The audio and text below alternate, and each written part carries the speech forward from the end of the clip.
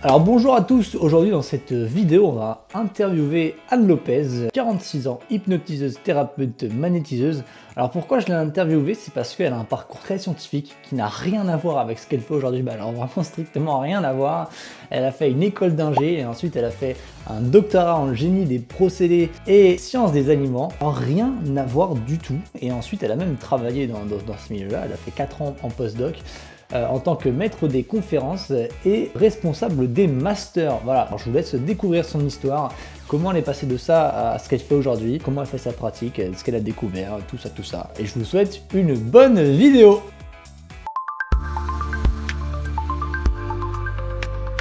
Le parcours, effectivement, j'ai toujours été très intéressée par la science, c'était la filière que j'ai choisie depuis le départ. Donc effectivement diplômée de l'INSA de Toulouse en génie biologique et alimentaire, puis ensuite le doctorat à Rennes, donc diplômée de l'ENSAR en 2007. Ensuite j'ai fait 4 ans de postdoc sur un sujet tout autre que celui de mon doctorat, et je me suis retrouvée en poste ensuite en tant que maître de conférence à l'université et responsable de master. Parce que ça consistait à quoi du coup, ce que tu faisais à l'université en tant que maître de Alors conférence? j'étais enseignante en fait, Ok, d'accord. aussi en génie des procédés, en microbiologie alimentaire, sciences du lait, et puis j'étais responsable aussi d'un hall de TP et responsable d'étudiants, donc responsable de master, dans tout le cadre de la formation, des cours, des choses comme ça. On va dire un travail de maître de conférence classique. Quand est-ce que tu as quitté ton... En 2018. En 2018, c'est ça. Et ensuite, et entre deux, et c'est à partir de 2020 où tu as ton cabinet. À partir de 2020 où je suis formée à l'hypnose, effectivement. J'ai monté l'auto-entreprise, parce que je suis en tant qu'auto-entreprise, micro-entreprise. Je l'ai créée fin 2019, si je ne dis pas de bêtises. Et ensuite, en 2020, j'ai complété la formation. Et donc, à partir de là, il y a eu le Covid, il y a eu le confinement, etc. Donc, ça a été plus compliqué. Je n'ai pas pu ouvrir le cabinet immédiatement. Donc, j'ai commencé ma pratique en faisant du domicile. Voilà, sur les périodes non confinées. Je me déplaçais au domicile des gens, vu que j'avais pas de local pour les accueillir. Donc j'ai sillonné pas mal la Bretagne. Je me faisais connaître par le bouche à oreille. Et j'ai commencé comme ça. Et puis fin 2021, j'ai trouvé le cabinet, donc je me suis installée. Est-ce que quand tu étais petit ou petite, pardon, est-ce que tu as eu des expériences qui t'ont mis proche, qui t'ont déjà rapproché en fait et qui t'ont montré que tu avais peut-être, qui t'ont familiarisé avec ça en fait, qui fait que tu n'étais pas complètement étrangère de ça quand tu as commencé à vraiment t'y mettre dedans quoi. Alors, c'était pas du tout quand j'étais petite, c'était quand j'étais déjà grande. Enfant, mon papa était hyper rationnel, hyper cartésien, enfin tout ce genre de pratique, c'était bouffonnerie, ridicule, etc. Donc, j'ai pas du tout été élevée là-dedans. Par contre, j'ai eu l'occasion de rencontrer juste une voisine de mes parents. Alors, ça, c'est très drôle, hein, parce que quand on voit que la voisine en face, c'est dans le sud de la France, côtoie mon père et qu'elle effectivement, elle était agent immobilier à la base et puis elle est devenue magnétiseuse parce qu'elle était vraiment très forte. Je l'ai rencontrée et en fait j'ai eu l'occasion de faire appel à ses services. À l'époque, je ne savais pas que moi-même j'en étais une. J'avais mon petit qui avait 1 an à peine. Il avait passé une année compliquée, souvent malade.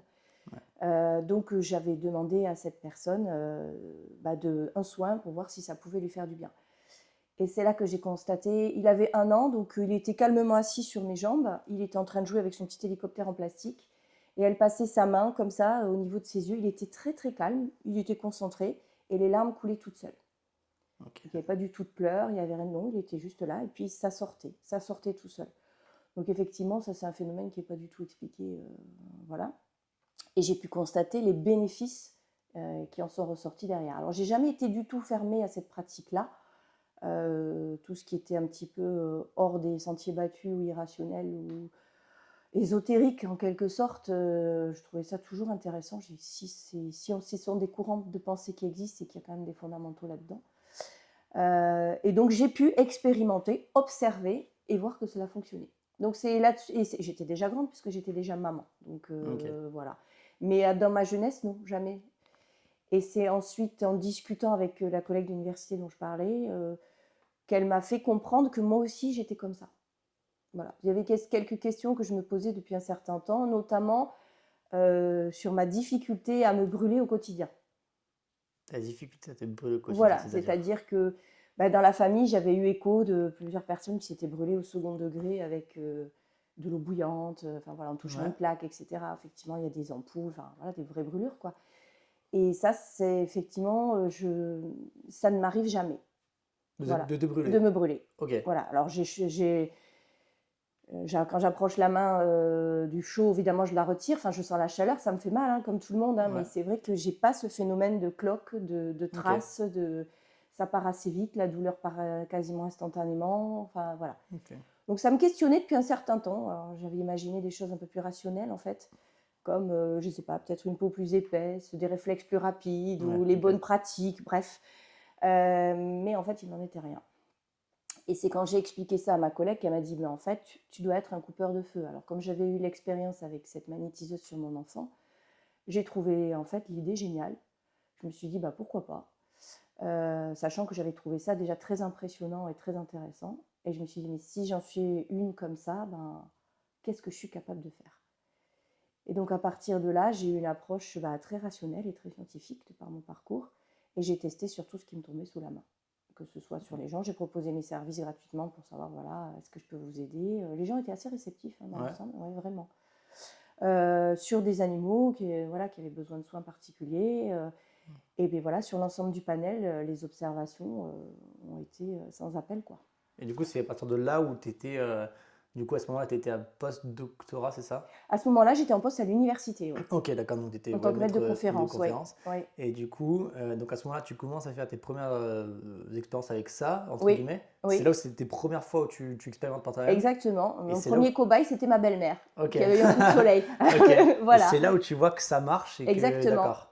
Et ça, Et c'est là où on développe aussi nos sensations, ouais, nos d'accord, pratiques oui. pour augmenter la puissance du soin, en fait, Ok. derrière. Et c'est à partir de là que j'ai commencé. Et c'était en Ok. 2015. Ça, c'est 2015, d'accord. Ouais, Donc là, c'est vraiment le tout début voilà, de ma propre de pratique. ta propre Voilà, pratique qui va t'amener à avoir 5 ans après c'est ça. ton cabinet. D'accord. Et le magnétisme en lui seul faisait beaucoup de choses, aide beaucoup, apporte beaucoup, mais je trouvais que c'était insuffisant dans une prise en charge plus globale de la personne. Et c'est pour ça que l'hypnose me semblait aussi une méthodologie complémentaire.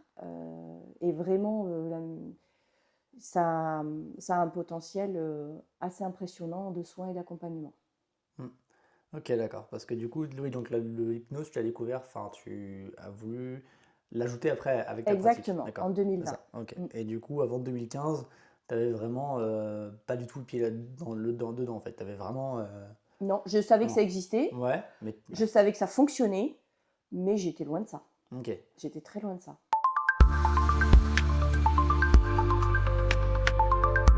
Est-ce Quelque que. chose d'hyper marquant, un cas incroyable.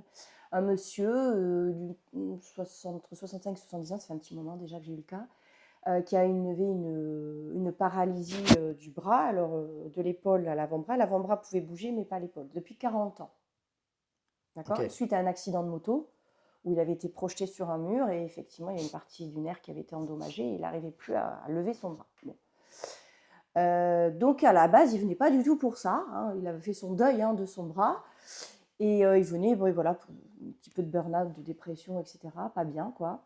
Donc j'ai d'abord magnétisé, et puis dans le cadre du soin, effectivement, j'en suis venue à commencer à regarder son bras et à toucher au niveau des épaules et du bras.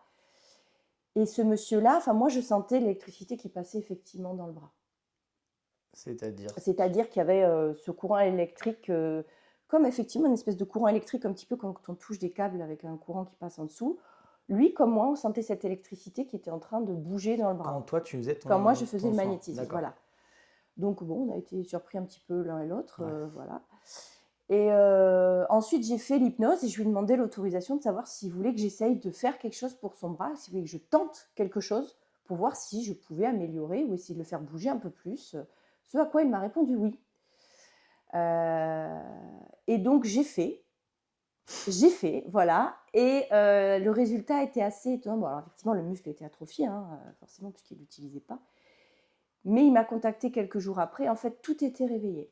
Ah ouais? Ouais, donc ça se manifestait par beaucoup de douleur, en fait, hein, voilà. Et il commençait à pouvoir soulever le bras comme il ne pouvait pas avant.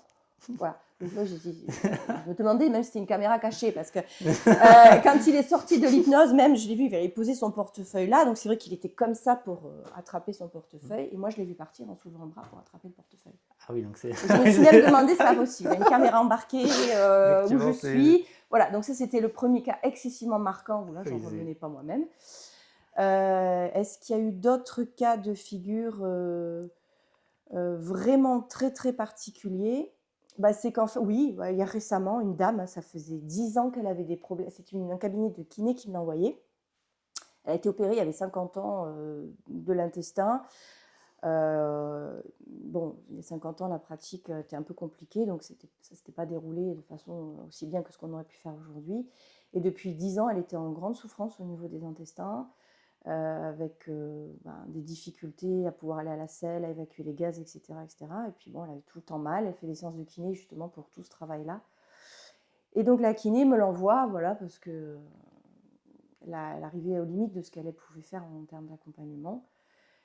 Et je l'ai traité, magnétisme et hypnose, pareil, hein, on a fait les 2 séances, on a vu, et en fait, ça s'est complètement débloqué. Voilà, au bout de 10 ans. Voilà, voilà. Donc les kinés, la kiné, effectivement, je l'ai revue après. Elle laisse passer les séances, de 2 par semaine, on est à une tous les 15 jours pour l'instant. Voilà, donc voilà, des choses comme ça qui sont absolument inexplicables. Ouais. Après, je ne dis pas que je réussis à chaque fois ou ça réussit à chaque fois, ce n'est pas le cas, hein, faut pas non plus raconter n'importe quoi. Il y a des cas où ça ne fonctionne pas, mais ça change toujours quelque chose quand même. Soit le résultat peut être excessivement spectaculaire, on passe de 0 à 100%, pour qui, pourquoi, voilà. Soit c'est des évolutions progressives, et des fois, non, effectivement, ça change très très peu de choses. Donc là, à partir de là, si moi je ne peux pas aider, je dis à la personne, voilà, là, moi, je ne suis pas la bonne solution pour vous. Okay. Voilà, Et la personne elle a toujours son bras aujourd'hui? Elle a toujours Ah oui, retrouvé elle a toujours son bras Enfin, aujourd'hui. Oui, je pense qu'il n'est pas parti. Pardon, elle a retrouvé vraiment l'attitude Alors, de bouger son elle n'a bras? pas souhaité continuer ça. Ok, En fait, ouais, d'accord, ok, oui. ça l'a beaucoup perturbée. Bah oui, j'imagine du coup. Ça l'a beaucoup perturbée, et je pense que cet homme-là avait fait le deuil en fait de cette fonction-là. Et il y a eu tellement de souffrance au réveil musculaire, au réveil nerveux, qu'il a souhaité en fait réendormir tout ça et puis continuer sa vie comme il avait fait pendant 40 ans. Quoi. Ouais. J'accompagne un ami qui a une myopathie dégénérative génétique, a priori. Alors, c'est une myopathie, c'est une dégénérescence musculaire. Okay. Qui, au fur et à mesure du temps, diminue tes capacités physiques, motrices. Alors, lui, il a de la chance, c'est-à-dire que ça reste périphérique. Il n'y a que 5 cas avérés dans le monde, donc il m'avait fourni la publication le concernant. Hein. Ah oui, donc il fait partie des 5 cas dans le monde? A priori, ouais. En tout cas, il y a 5 cas diagnostiqués. Oui, voilà, a priori. Il y en a peut-être un peu plus depuis que la publication est sortie, mais il est suivi à Paris, donc il vit ici, il est suivi à Paris. Et je lui ai proposé, c'est un ami, je lui ai dit, écoute, sachant que je ne me mets pas du tout de limite rationnelle, d'accord? Voilà. Je lui ai dit, écoute, d'ailleurs, si ça t'intéresse de l'interviewer par rapport au progrès qu'il a fait, il n'y a aucun souci. Il sera d'accord, il n'y a aucun problème. Je ne peux rien te promettre, mais on peut essayer de travailler tous les deux, voir si je peux améliorer quelque chose dans ton état. Voilà. On a commencé il y a 1 an et demi. On fait tout systématiquement, magnétisme et hypnose. On se voit à peu près 1 fois par mois. Et en fait, les choses ont nettement évolué dans son cas de figure. Alors évidemment, il n'y a pas que moi. Il fait beaucoup de kiné. Il fait un travail aussi, lui, fondamental sur lui-même. Mais par exemple, en travaillant avec l'inconscient, j'arrive à faire travailler des groupes musculaires que lui n'arrive pas à faire travailler ou difficilement. Tellement que quand on demande à l'inconscient de combler les déficiences, en fait, de compenser les déficiences, il se met à se contracter 24 heures sur 24, 24 heures sur 24, non-stop. C'est-à-dire C'est-à-dire que la contraction musculaire, elle est quasiment en continu pendant des semaines. Ah oui. Elle est involontaire, ouais. puisqu'elle passe par le système inconscient, mais elle est en continu pendant des semaines. Et ce qui fait que ces groupes musculaires-là, en fait, ils arrivent à compenser, ce travail-là arrive à compenser la dégradation musculaire plus vite. Donc, on refait du muscle plus vite que ça se dégrade. D'accord. Et donc, il a des muscles qui sont revenus. On a réussi à redresser une partie de son corps, déjà. Et puis là, la grosse différence que lui a observée, alors, il est moins fatigué, mais c'est surtout qu'il n'utilise plus sa canne pour se déplacer. Ok. Voilà, il n'utilise plus sa canne au domicile, il n'utilise plus dans son jardin, il l'utilise quand il va se déplacer à l'extérieur. Et il n'a plus chuté depuis qu'on a commencé. Ah ouais. Voilà, c'est ce genre-là d'évolution. De toute façon, il ressort de là.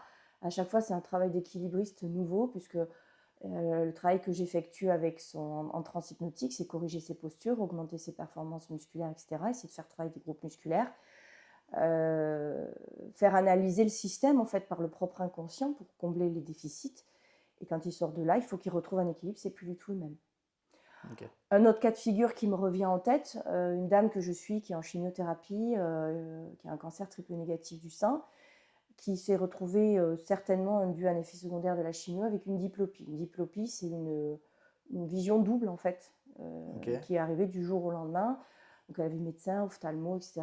Ils ont pensé à une sorte de maladie auto-immune. C'était pas le cas, ils ont fait des tests, prise de sang, etc.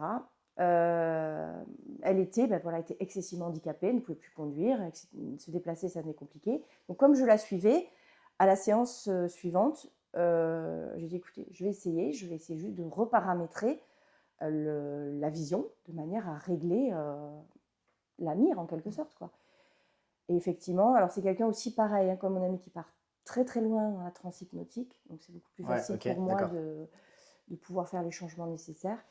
Elle a réouvert les yeux après l'hypnose, elle y voyait normalement. Ah ouais, c'est fou. Hein. Voilà, c'est ce genre de truc là, en fait, inexpliqué, inexplicable, où il n'y a pas de limite en fait dans le champ des possibles. Donc toi, tu crées aussi ta propre méthodologie. Tu vois, par ta du coup aussi, tu as ta propre... D'accord. Tout à fait. Ok. Et je me base sur mes connaissances scientifiques en fait. Ouais. Parce que j'aborde pas du tout la pathologie des gens, peut-être de la façon dont tous les praticiens l'aborderaient, puisque moi j'ai tout mon background. Alors effectivement, c'est très orienté sciences des aliments et tout ça, mais j'ai une grosse formation en physiologie animale aussi. Oui, d'accord. Okay. Donc ces acquis-là, puis c'est des choses auxquelles je me mets à jour régulièrement, où je consulte des publications ou des sites par rapport à des pathologies avec lesquelles les gens viennent en fait vers moi, pour essayer justement d'aborder ça sous un angle très scientifique, mais en ne limitant pas les moyens d'accompagnement. Ok. Tu vois, ça... Alors, j'ai pas remis en question mes fondamentaux scientifiques qui restent là. Par contre, la science n'est qu'une partie de la vérité. Voilà, c'est un petit peu ça. Ça m'a ouvert énormément sur le fonctionnement d'une personne. Alors, il y a la psychologie, mais ce n'est pas de la psychologie, parce que je ne suis pas psychologue. Mais c'est plus sur... quand on explore l'inconscient, en ce qui me concerne, ma pratique, c'est vraiment de l'exploration. Parce qu'entre la façon dont on m'a enseigné et la façon dont je pratique aujourd'hui, ça n'a plus rien à voir. C'est-à-dire que j'ai développé ma propre méthodologie. Et quand on explore en fait ces confins-là, on se rend compte qu'il y a énormément de choses qui rentrent en considération et qui expliquent le comportement aussi de l'être humain, les peurs, les choix, les orientations, les chemins de vie, les choses comme ça. Et ça va bien au-delà de la conscience, vraiment, vraiment au-delà. La science, toutes mes connaissances scientifiques, je les utilise même maintenant. Enfin, je veux dire, voilà, ça ne part pas, hein, ça ne disparaît pas. Mon esprit rationnel, il est là. J'aborde les problématiques des personnes aussi avec un esprit hyper rationnel, mais sans pour autant mettre de limite dans la possibilité de réalisation et de changement derrière. Quand je vois certaines choses qui se produisent, certains changements qui s'opèrent, ou à travers une séance ou en post-séance, oui, je suis toujours dans l'étonnement, en fait. Je suis toujours dans l'étonnement.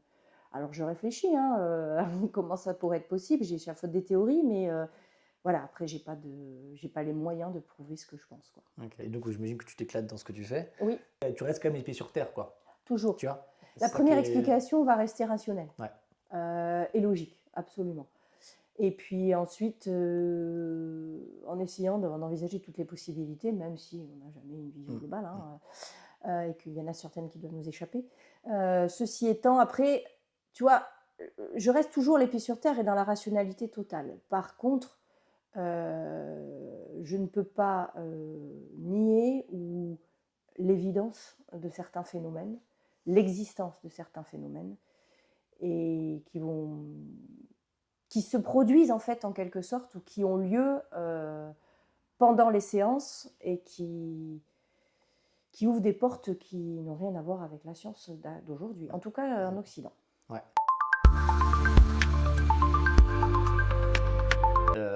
Philippe Guimand, qui était du coup un physicien en CNRS, qui lui de base était totalement scientifique matérialiste et qui a par ses propres recherches découvert, en tout cas lui, il découvre l'existence de l'âme à travers ses recherches. Est-ce que toi, ça t'a amené, tout ce que tu fais, à te dire peut-être qu'il y a un truc au-delà, l'âme ou l'esprit, enfin en tout cas, voilà, c'est des mots, mais est-ce que lui, ça l'a amené ses propres recherches à ça, à cette conclusion-là, qu'il y avait autre chose que le matériel et que le cerveau, que la conscience ne venait pas du cerveau? Est-ce que toi, ça t'a amené à penser ça ou pas trop?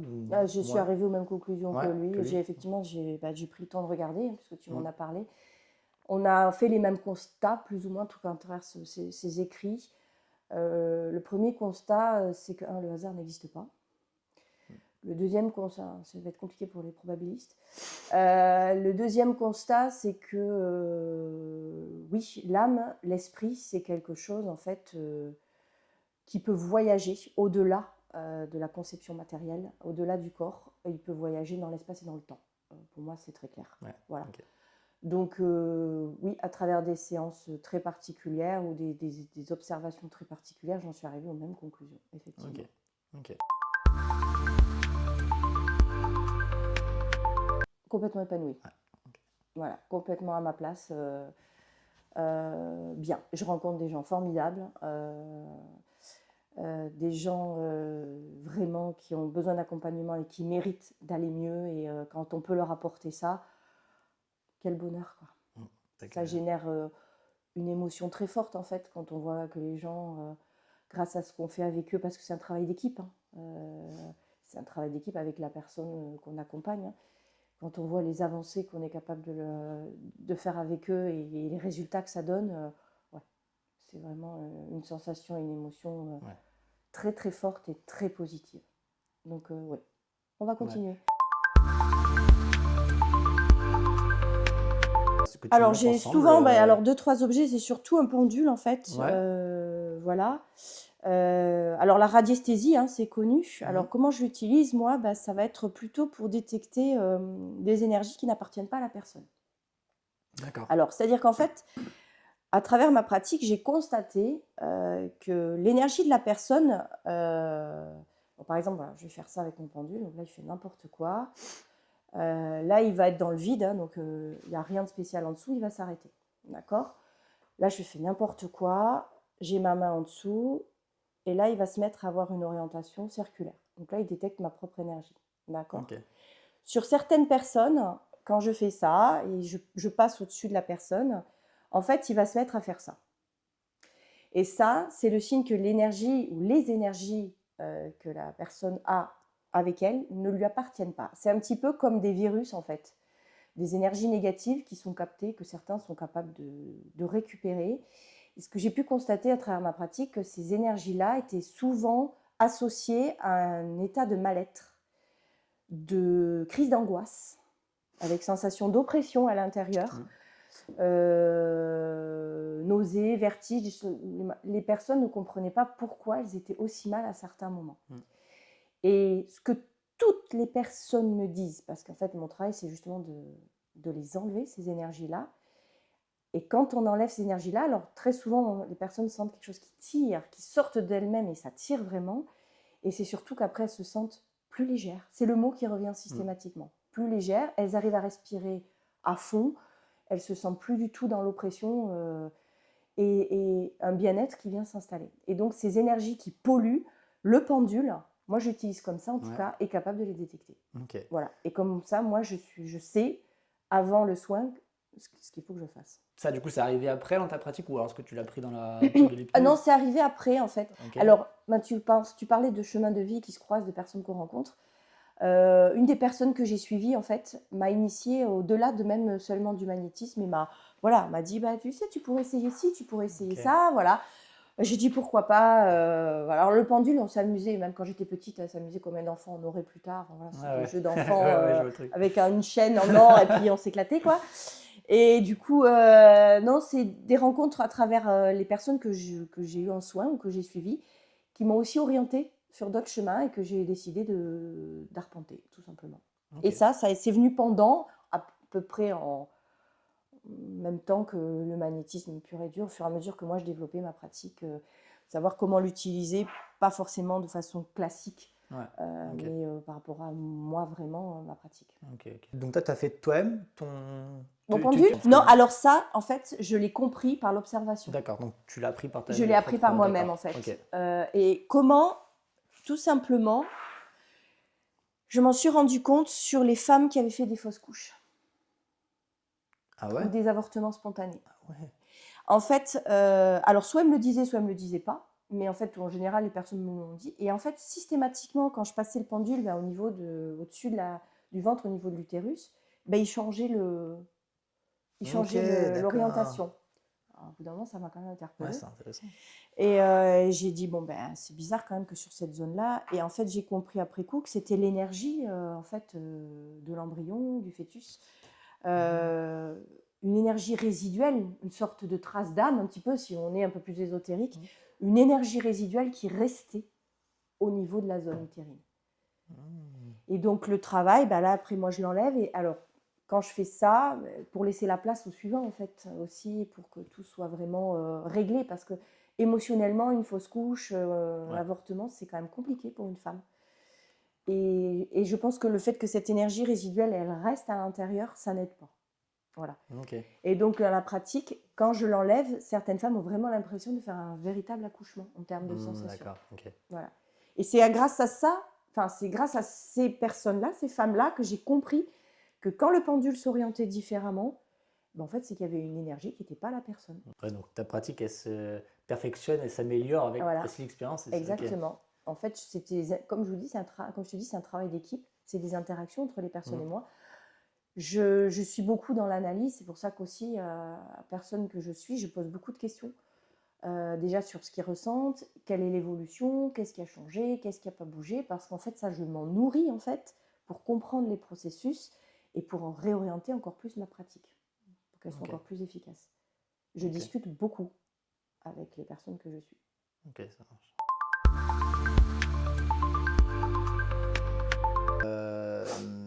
Est-ce que dans ton parcours de vie, ça je reviens juste par rapport à avant du coup, est-ce qu'à un moment donné tu as senti aussi ce que d'autres pourraient appeler la tuition ou alors son cœur, ou alors est-ce qu'il y a quelque chose aussi qui t'a aiguillé, ou alors ce que Philippe Guimond appelle des synchronicités, mais c'est en gros des hasards qui font que tu arrives à cet endroit-là. Est-ce que tu t'es senti un peu, pas guidé, mais est-ce qu'en tout cas est-ce que tu... alors ça, c'est peut-être que tu l'as ressenti, que ça s'est fait comme ça, mais est-ce que tu sens que tu as suivi quelque chose? Alors, ça ne s'est pas fait dans ce sens-là, en ce qui me Ouais, concerne. d'accord, Ça s'est fait plutôt à ce que j'ai pas accédé à des choses que je voulais.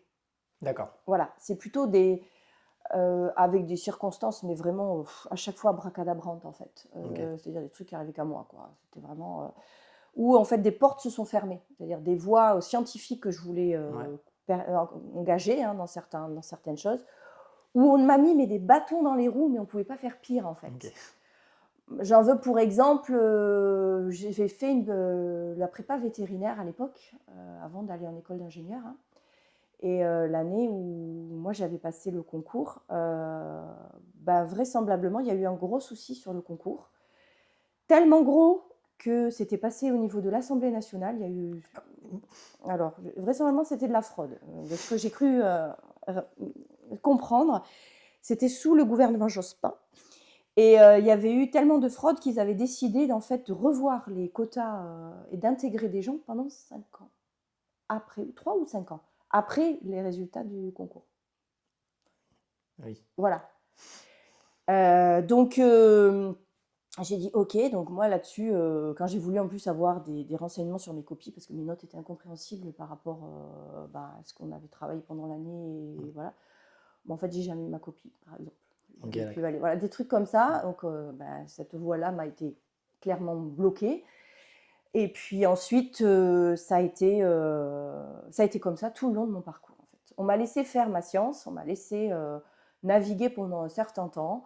Et puis ensuite, on m'a dit non, ça t'ira pas. Parce qu'en fait, c'était des choses définitives. C'est-à-dire, les choses sur lesquelles je m'orientais, c'était pour jusqu'à la fin de ma vie professionnelle, quoi. Ça t'ira pas, ça t'ira pas, ça t'ira pas. Ok. De temps en temps, on peut être un peu plus sympa pour réorienter les gens, mais non, moi, ça n'a pas été mon cas. Donc, ça s'est fait plus comme ça. Ok. Et puis, à travers des rencontres. Ouais, ok. Voilà, à travers des rencontres qui m'ont amené à. Après, j'ai toujours été dans un environnement très scientifique. Et là, je suis mariée à un vétérinaire, hein, aussi très cartésien, donc qui a découvert aussi ce monde-là à Ok. travers ma pratique, à travers aussi l'observation de ce que j'étais en capacité de. C'est même pas moi, c'est comment ça se produit en fait, qui a aussi changé sa vision des choses. Ok. Est-ce que tu te sens un peu guidé dans ce processus de... Beaucoup. Ouais, tu te sens guidé. Beaucoup. Tellement que sur certaines sessions de soins en magnétisme, pas en hypnose, mon corps se déplace, enfin les mouvements se font tout seuls. J'ai plus la volonté, c'est comme si on me prenait les mains et on me les déplaçait et ça se fait tout seul. Ok. Voilà, donc effectivement, pas sur certains cas, sur certaines personnes, pour qui, pourquoi, j'en sais rien, Ouais. mais ça se produit. Ouais, c'est cool. Ça se produit. Ah, Et certaines personnes le ressentent même. Elles aussi, elles Ouais. ressentent voilà, dans leur corps ces petits mouvements en fait, qui ne sont pas volontaires, qui se font tout seuls, comme s'ils étaient guidés, transportés, très, très particulier. Oh, ouais, c'est vraiment une découverte de choses assez assez surprenante, ouais, ouais. assez surprenante. Ouais. Assez surprenante et très très loin du... Qu'est-ce que je pourrais rajouter? Oui, j'aimerais en fait que dans notre société, la communauté scientifique revoie ses positions. Ok.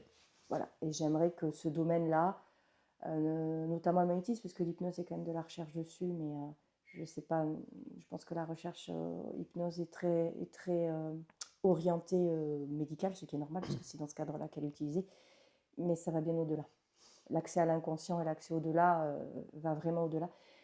Et j'aurais aimé effectivement que la science revoie sa copie sur toutes ces pratiques-là. Okay. Ouais, et qu'elle ouvre les yeux, parce que cette pratique-là ne vient absolument pas se substituer ni à la médecine ni à la science. Mais alors, pas du tout. C'est vraiment des choses qui sont complémentaires, qui viennent s'associer. Et ça serait bien de les intégrer beaucoup plus à l'accompagnement global d'une personne. Un accompagnement, on va dire, développement personnel, mais surtout dans le cadre des pathologies, quoi. Okay. La médecine et la science d'aujourd'hui se ferment énormément de possibilités parce que, ne voulant pas admettre l'existence de ces phénomènes-là et les bienfaits de ces phénomènes-là, quand ils sont bien utilisés. Ouais, okay. En fait, pour moi, c'est des puzzles disloqués, très clairement. La science occidentale compartimente énormément. Même dans la pratique médicale, les spécialités sont hyper compartimentées. Il n'y a pas de vision globale. La médecine chinoise a beaucoup plus une vision globale. Mais il n'y a pas qu'une vérité, très clairement. Et comme je l'ai dit à un moment donné, la science n'est qu'une partie de la vérité, la science telle qu'on la connaît aujourd'hui. Et on est très très très loin d'avoir compris tout ce qui est possible et tout ce qui est au-delà de nos connaissances actuelles. D'ailleurs, c'est ça que je reproche un petit peu à la science d'aujourd'hui. C'est, quel est le mot exact que j'utiliserai? C'est, attends, il faut que ça revienne. Cette prétention, en fait. Ouais. La prétention qu'ils ont à penser que, qu'en fait, ce qu'ils savent et ce qu'ils connaissent ne peut pas être détrôné, quoi. Et cette prétention à savoir qu'on a tout compris, qu'on sait déjà tout, alors qu'on est loin de tout savoir. Vraiment. Et sur le genre de pratiques autres dans d'autres pays, c'est très intéressant. Il faut rester l'esprit ouvert. C'est-à-dire qu'il ne faut pas aller immédiatement dans le jugement. Je pense qu'il y a des choses qui sont vraiment hors cadre, mais hors réalité, ou hors vraiment expérimentation. Mais il y a des choses vraiment très très différentes où il faut y aller les yeux ouverts, l'esprit ouvert et voir effectivement qu'est-ce qui se passe et comment ça marche. Là, on est dans ton cabinet. C'est ça. Voilà. Donc, j'accueille les personnes au bureau pour faire l'anamnèse, en fait. Donc, discuter avec elles, connaître leurs problématiques. Donc, ça, c'est quand je les rencontre la première fois. Quand c'est un suivi, on fait le bilan de où ils en sont, qu'est-ce qui a changé, qu'est-ce qui n'a pas bougé. Ensuite, une séance complète se fait avec une partie magnétisme, une partie hypnose. Donc, la partie magnétisme se fait sur la table ici. Donc, la personne est allongée sur le dos. Et puis ensuite, donc, je pratique le soin. Et quand j'ai terminé, ça dure à peu près 3/4 d'heure. Elle bascule sur le fauteuil qui est ici pour la séance d'hypnose. Ok, Voilà, et ça dure à peu près une demi-heure. ça marche. Voilà. Donc, Donc, la première séance chez moi dure 2 heures, ok, entre l'amnèse et le magnétisme et l'hypnose. Et ensuite, quand c'est en suivi qu'il y a de l'hypnose, ça dure 1h30. Et si la personne vient juste pour une séance de magnétisme, qui arrive par exemple quand on a voilà, une entorse, une douleur, etc., pour réduire tout ça, à ce moment-là, ça dure 1 heure à peu près au global. ok.